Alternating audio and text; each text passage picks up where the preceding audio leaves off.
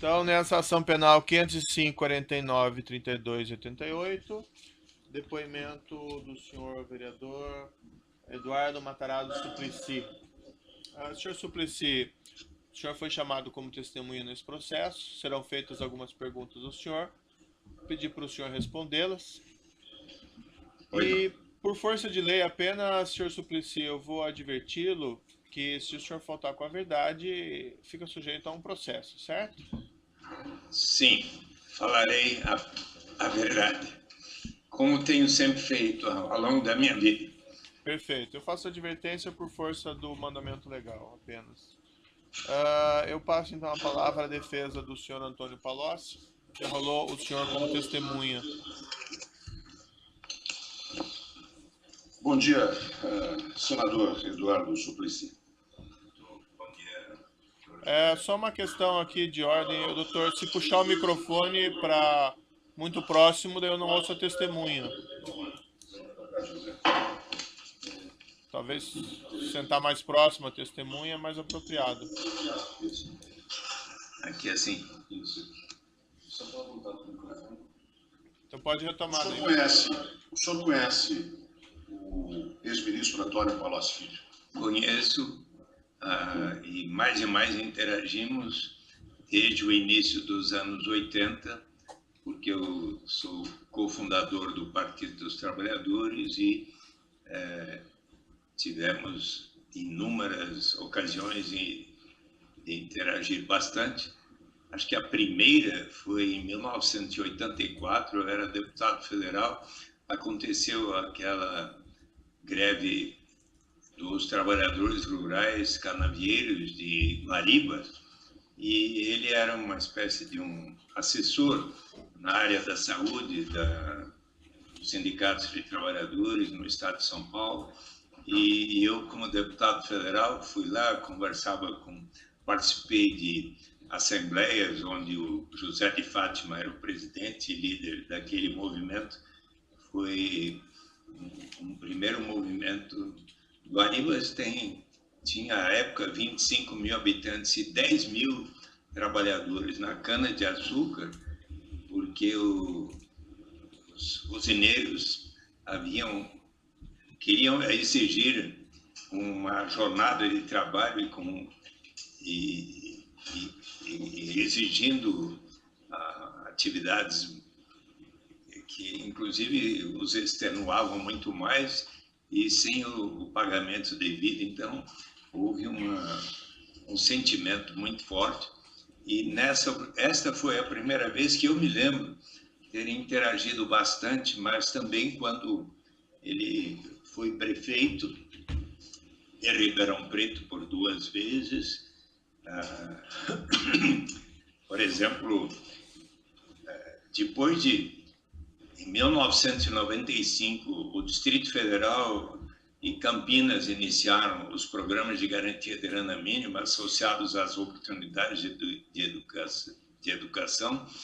Antônio Palocci, por iniciativa da vereadora Joana Leal Garcia, que apresentou o projeto, mas eu então fui ao seu gabinete, falei com ele, com todo o secretariado, toda a sua equipe.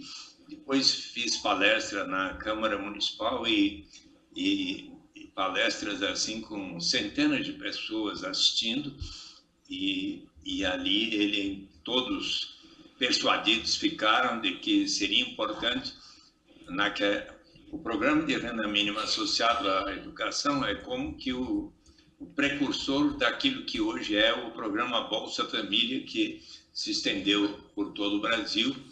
E, se me permite, juiz doutor Aldo Moro, como senador eu tive um momento muito especial, porque o senhor sabe, eu até, se me permite, eu vou deixar aqui para o senhor o meu livro, Renda de Cidadania, Saída pela Porta, e o outro, Um Notável Aprendizado, desde os tempos do boxe que eu pratiquei na adolescência até o Senado, a busca da verdade e da justiça. Então, o senhor pode ter a certeza que hoje aqui estou buscando a verdade, colaborando com o senhor, mas teve um momento muito especial. Quando o Senado Federal, em dezembro de 2002, aprovou a lei que institui a renda básica de cidadania. A Câmara dos Deputados, respectivamente, dezembro de 2002, dezembro de 2003, foi ao presidente Lula para sancionar ou não a lei, e eu então expliquei, em janeiro de 2004, eu tive um diálogo com o ministro da Fazenda, Antônio Palocci, onde expliquei que havia sido aprovado da seguinte maneira: para ser instituída por etapas, a critério do Poder Executivo, começando pelos mais necessitados, portanto, como faz o programa Bolsa Família, até que se institua de maneira incondicional o direito de toda e qualquer pessoa, não importa a sua origem, raça, sexo, idade, condição civil ou socioeconômica, de participarmos todos da riqueza comum de nossa nação, com um direito de sermos brasileiros e brasileiras, ou também, diz a lei, para os estrangeiros aqui residentes há 5 anos ou mais, todos terão direito. Mas até o juiz Aldo Moro, o vereador Eduardo Suplicy, o Pelé, a Xuxa, o mais bem-sucedido empresário brasileiro, sim, só que, obviamente, os que temos mais colaboraremos para que nós próprios e todos os demais venham a receber. E, bem, quando eu conversei com o ministro Antônio Palocci e expliquei que, graças a uma sugestão do relator, senador Francelino Pereira, que era do PFL, e, aliás, num exemplo de um diálogo no Senado entre um senador do PT e um senador do PFL, ele me disse: Eduardo, é muito boa a sua proposta, mas você precisa torná-la compatível com a lei de responsabilidade fiscal, pela qual, para cada despesa, precisa haver a receita correspondente. Que tal você aceitar um parágrafo que diga que será instituída por etapas? Eu disse: aceito, acho de bom senso, e graças a isso foi aprovada por consenso. E no diálogo com o ministro da Fazenda, eu expliquei que seriam dados esses passos, que ainda precisam ser complementados, e ele então explicou ao presidente Lula como é para ser instituído gradualmente, é factível, pode sancionar. Em 8 de janeiro de 2004, numa belíssima cerimônia, presente o filósofo economista convidado da Universidade Católica de Louvain, Felipe Vampares, para estar presente, e perante as minhas mais queridas, foi lá a cerimônia em que o presidente sancionou esta lei, e eu gostaria muito de lhe dar esses livros, se tudo bem, vou deixar aqui para que o senhor saiba essa história e, inclusive, desta minha interação com Antônio Palocci, e houve muitas outras, estou sintetizando algumas. Eu vou interromper só um minutinho aqui, doutor, antes da próxima pergunta. Eu agradeço a gentileza, senhor Suplicy, dos livros, agradeço, e todos conhecem aí, isso é uma história notória, o seu envolvimento nesse projeto de renda mínima. Mas eu agradeço a gentileza, muito obrigado. Até tenho um desses livros, inclusive já, mas de bom grado, aceito mais um exemplar. Prossigo. E passo a palavra de novo ao defensor. Senador, eu vou, dada a exiguidade do tempo de que dispomos, eu vou procurar ser sintético. Exigir um pouquinho de objetividade, porque há outras testemunhas também. Bom, então, foquemos o lapso temporal em que o senhor Antônio Palocci Filho foi ministro da Fazenda.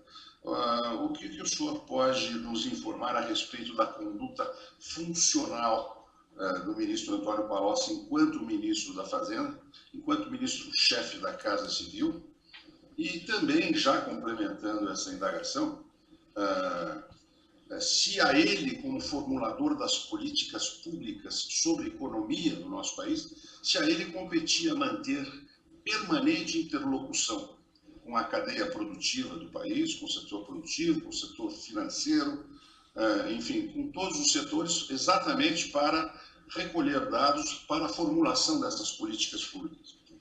Bom, eu posso dizer que, sim, conheci e interagi com o ministro Antônio Palocci, desde estes episódios que mencionei, também quando ele foi o presidente do PT estadual, eu queria lembrar, em 1998, ele era presidente estadual do PT, estávamos numa reunião do Diretório Nacional e com a presença do presidente Lula, estava sendo considerada a possibilidade dele ser o candidato a governador, mas na ocasião o presidente Lula disse a mim: Eduardo, que tal a Marta ser a nossa candidata a governadora? O que você acha? E eu falei, eu acho que é uma boa ideia, porque ela tinha sido deputada federal eleita em 94, com grande destaque, coisas muito positivas, e então eu com Antônio Palocci fomos à minha residência, eu estava casado com a Marta, e dialogamos com ela sobre a sugestão de Lula, e ela aceitou, e foi a nossa candidata. Lembra que quase ela empatou com Mário Covas, apoiamos Mário Covas no segundo turno, e também ela tinha ido que em 2000, naturalmente, foi a nossa candidata a prefeita e venceu. Eu digo, um episódio, portanto, de assim, muita proximidade. E que eu quero dizer é que, em todas as ocasiões, especialmente quando ele foi prefeito, presidente do PT e depois ministro da Fazenda e ministro da Casa Civil, sim, eu muitas vezes conversei com ele sobre temas como o que eu acabo de mencionar, da renda básica de cidadania. Ele conhece muito bem todo o meu empenho para que isso fosse realizado e ainda precisa continuar até que seja aplicado no Brasil. E ele mantinha essa interlocução? Ele manteve interlocução conosco, senadores, inúmeras vezes tivemos audiências com ele. Era mais do que natural que ele tivesse o diálogo, e tinha, de fato, com toda a classe empresarial. Aliás, no Conselho de Desenvolvimento Econômico e Social, instituído pelo presidente Lula, por muito tempo foi coordenado pelo ministro Jacques Wagner. Então, ali, dezenas de empresários tinham e têm assento. Eu não sei em que medida o presidente Michel Temer hoje continua a realizar reuniões dessa natureza, mas havia a representação também das principais centrais de trabalhadores e alguns eminentes professores, intelectuais que sempre interagindo com os ministros da área econômica faziam sugestões. O seu desempenho como ministro de Estado no plano técnico e no plano ético, sobretudo, o que o senhor tem a nos dizer?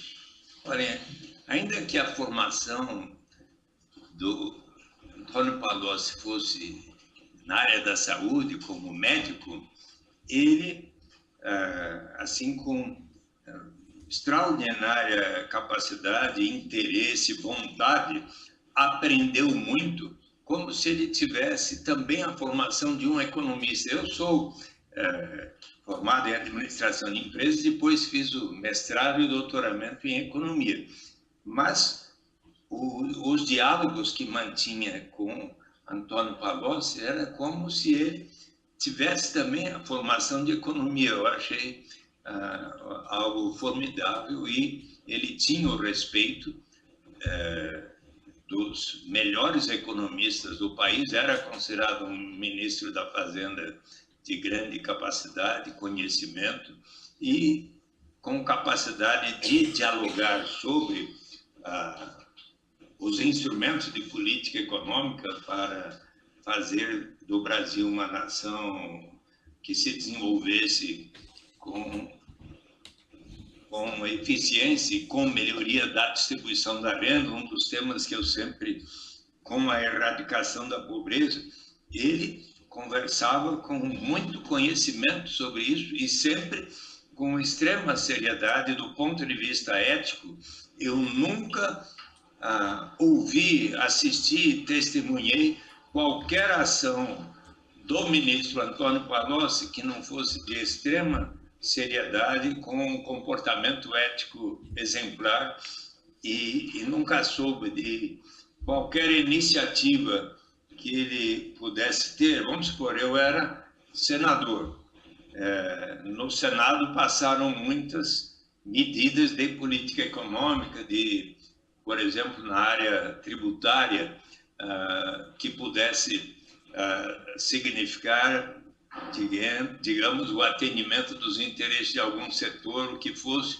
Nunca o ministro Antônio Palocci chegou para mim e falou: olha, é preciso votar nisso aqui porque vai atender tal grupo empresarial que tem ótima relação conosco e, se aprovado, ele vai poder dar contribuição ao nosso partido.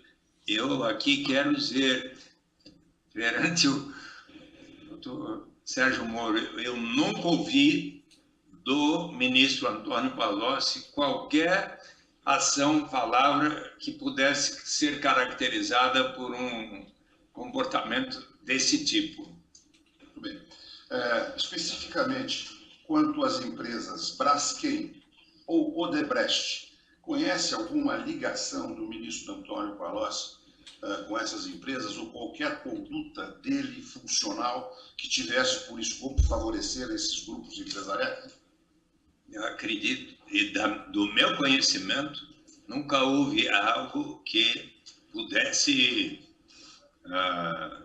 ser considerado ilegal, ou mesmo eu não participei dos diálogos que porventura possam ter existido entre o ministro Antônio Palocci e os representantes dessas empresas. Eu posso dizer dos diálogos que eu mantive. Eu fui como candidato ao Senado, visitei essas empresas, a direção da Odebrecht, disse a eles da minha postura de sempre agir com a maior transparência. Eu fui autor de propostas no Senado Federal para que, em tempo real, todos os partidos e candidatos registrassem na sua página eletrônica quaisquer contribuições de quem quer que fosse, empresas ou pessoas jurídicas ou pessoas físicas, e eu próprio assim procedi, mesmo que só depois é que se veio a exigir isso, e também fui muito favorável e votei a favor. Eu fui o autor do parecer da proposta de lei do senador Jorge Viana, que proibia contribuições de pessoas jurídicas, que infelizmente não passou no Senado, foi no último ano, em 2014, e nessa oportunidade dei parecer também com uma emenda para que toda e qualquer contribuição de pessoa física tivesse um limite, conforme propunha a campanha por eleições limpas, e que fosse sempre registrada na página eletrônica de cada candidato em tempo real. E no diálogo que mantive com empresários, fosse da Odebrecht e de outras, sempre disse de que aquilo lá representava uma contribuição, se porventura quisessem dar, para que tivessem no Senado uma pessoa que sempre agiria da maneira mais correta possível. E eles, no caso da Odebrecht e da Braskem, acho que eles deram uma contribuição relativamente modesta em relação ao que foi dado ao adversário que em 2014 venceu as eleições. A dele acho que foi significativamente muito maior da que eu recebi. Muito bem. Então, mais duas perguntas. A primeira delas é especificamente quanto à tramitação no Congresso Nacional da medida provisória 460. Tem na memória o teor desta medida provisória e se lembra de como ela tramitou? Se não se lembrar... Não me lembro o conteúdo da 460, me desculpe agora, eu não consigo lembrar. Muito bem. Então, agora, como última pergunta, eu queria lhe indagar se o senhor conhece o senhor Branislav Contic. Qual é o perfil dele? O que o senhor pode nos dizer sobre a sua conduta pessoal, social, funcional, se o senhor tiver conhecimento? Tenho conhecimento, sim, porque o Brani, aqui presente, foi companheiro de minha cunhada, Irene Cristina, que tinha o nome todos conheciam, como China, irmã da Marta, Teresa Smith de Vasconcelos, da TT, Teresa Smith de Vasconcelos, no caso da Marta, que veio a ter Marta Teresa Smith de Vasconcelos Suplicy, por ter sido casada comigo. Quando nos separamos, ela pediu se poderia continuar a ter o meu sobrenome, com a qual ela se tornou tão conhecida no Brasil. E mãe querida de meus filhos, eu claro que permiti, porque ela sempre honrou este meu sobrenome. Às vezes tive divergências, porque ela saiu do PT e eu continuo no PT, mas... E, portanto, no período em que a China, querida, já falecida infelizmente, que ficou doente, e o Brani foram companheiros, eu tive uma relação de amizade com a minha cunhada e o meu cunhado, então, e posso lhe dizer, e depois, quando o Brani foi assessor do Palocci, por algumas vezes eu telefonei a ele especialmente para dizer, olha, será que o ministro pode me receber para falar sobre temas como esse que eu sempre interagi. Ele cuidava da agenda do ministro? Como ele era assessor do ministro e muitas vezes e tinha um bom relacionamento comigo, até quando eu não consigo, se o ministro estava ocupado por alguma reunião, conversando com quem quer que fosse, eu, por vezes, falei com ele para que pudesse ter uma reunião com o ministro e algumas vezes ele chegou a participar, a estar junto. Meus diálogos com o ministro sempre foram relativos ao desenvolvimento da política econômica e da parte do Brani, sempre tive um diálogo assim, da maior seriedade, nunca soube de qualquer ação da parte do Brani, muito menos relacionada ao ministro Antônio Palocci, mas da parte dele mesmo, que pudesse caracterizar qualquer ilicitude. A formação do Branislav Contic, qual é a conduta social e familiar dele? Não é? Formação intelectual. É uma pessoa que sempre soube conversar dos assuntos, inclusive relativos à política econômica, tinha uma relação muito cordial e correta com a China, com a TT, com a Marta e comigo. Então, eu sempre tive nele uma visão de uma pessoa de muito caráter. Posso contar aqui um detalhe, porque a mãe dele é amiga de minha irmã Besita, que quando ele foi detido e teve uma dificuldade de saúde, a visita me perguntou, eu fiquei com vontade de visitá-lo e eu até lhe perguntei, o Breno, por acaso está em liberdade? E você me disse, agora eu estou vendo aqui, que eu estava aguardando a oportunidade porque por vezes eu sou convidado para fazer palestras e finalmente aconteceu, vai ser dia 24 próximo, que eu vou a Curitiba fazer uma palestra sobre o tema da renda básica vai ser no dia da recepção aos 400 alunos calouros da Universidade Federal e especialmente da área de economia, de ciências sociais e tudo. E eu estava imaginando de possivelmente fazer uma visita ali ao Brani. Possivelmente irei, posso até perguntar se tudo bem, ao juiz Aldo Moro, porque eu, como conheço muito bem de anos o José Dirceu, quem sabe faço uma visita ali, se der tempo, antes da minha palestra, que é às 6h30 da tarde, pego um avião e se o senhor quiser que eu entregue em mãos pessoalmente os meus livros, então aproveito a oportunidade e faço a visita também ao seu gabinete e assim entrego pessoalmente os meus livros. Tá certo, senhor. Mais perguntas, doutor? Não, estou satisfeito.